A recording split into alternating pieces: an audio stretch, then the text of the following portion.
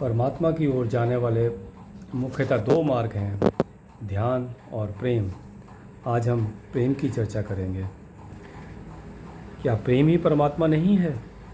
क्या प्रेम में डूबा हुआ हृदय ही उसका मंदिर नहीं है? और क्या जो प्रेम को छोड़ उसे कहीं और ढूंढता है वह व्यर्थ ही नहीं खोजता है? परमात्मा को जो खोजता है वह घोषणा करता है कि प्रेम उसे उपलब्ध नहीं हुआ है, क्योंकि जो प्रेम को उपलब्ध होता है वह परमात्मा को भी उपलब्ध हो ही जाता है। परमात्मा की खोज प्रेम के अभाव से पैदा होती है, जबकि प्रेम के बिना परमात्मा को पाना लगभग असंभव है। परमात्मा को जो खोजता है वह परमात्मा को तो पा ही नहीं सकता, प्रेम की खोज से अवश्य ही वंचित हो जाता है। किंतु जो प्रेम को खोजता है वह प्रेम को पाकर परमात्मा को भी प्राप्त हो जाता है। प्रेम मार्ग है, प्रेम द्वार है, प्रेम पैरों की शक्ति है, प्रेम प्राणों की अत्यंतिक प्यास है। अंततः प्रेम ही प्राप्ति है। वास्तव में प्रेम ही परमात्मा है।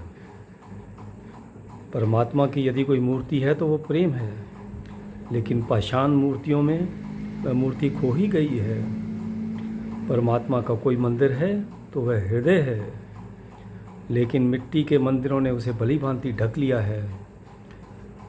परमात्मा उसकी ही मूर्तियों और मंदिरों के कारण खो गया है, और उसके पुजारियों के कारण ही उससे मिलना कठिन है।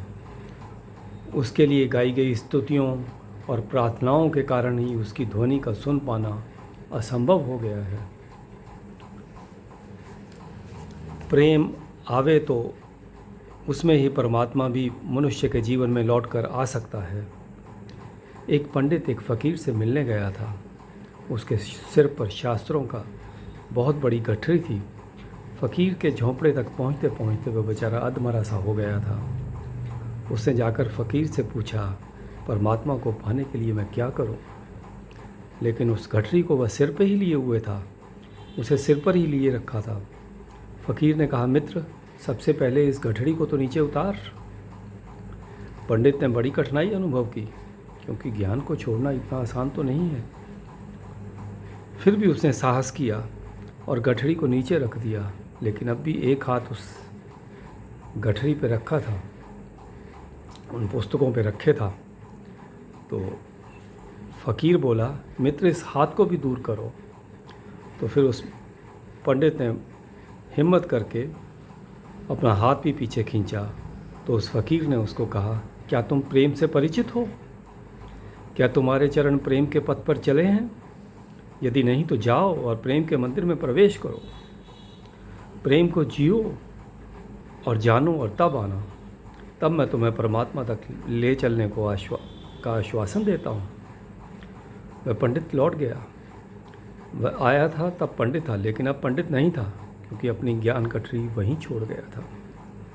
वह व्यक्ति निश्चित ही असाधारण था और अद्भुत था, क्योंकि साम्राज्य छोड़ना आसान है, किंतु ज्ञान छोड़ना अति कठिन है। ज्ञान अहंकार का अंतिम आधार जो है, लेकिन प्रेम के लिए अहंकार का जाना आवश्यक है। प्रेम का विरोधी घृणा नहीं है, प्रेम का मूल शत्रु अहंकार है। घृणा तो उसकी अनेक संततियों में से एक है। राग, विराग, आसक्ति, विरक्ति, मोह, घृणा, ईर्ष्या, द्वेष, लोभ सभी उसकी संतानें हैं। अहंकार का परिवार बहुत बड़ा है। फ़कीर ने उस व्यक्ति को गांव के बाहर तक जाकर विदा दी। वह इस योग्य था भी। फ़कीर उसके साहस से आनंदित था। जहाँ साहस है वहाँ धर्म के जन्म की संभावना है। साहस से स्वतंत्रता आती है, और स्वतंत्रता से सत्य का साक्षात होता है। लेकिन फिर वर्ष पर वर्ष बीत गए। फ़कीर उस व्यक्ति के लौटने की प्रतीक्षा कर रहा था, लेकिन वो नहीं आया तो नहीं आया। फ़कीर भी बूढ़ा हो गया था, तो उसने सोचा कि चल के देखा तो जाए। तो वो ढूंढने निकला पंडित को घर से। तो देखा एक गांव में वह आत्म विभोर होकर नृत्य कर रहा था।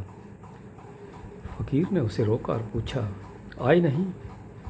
मैं तो प्रतीक्षा करते करते थक ही गया।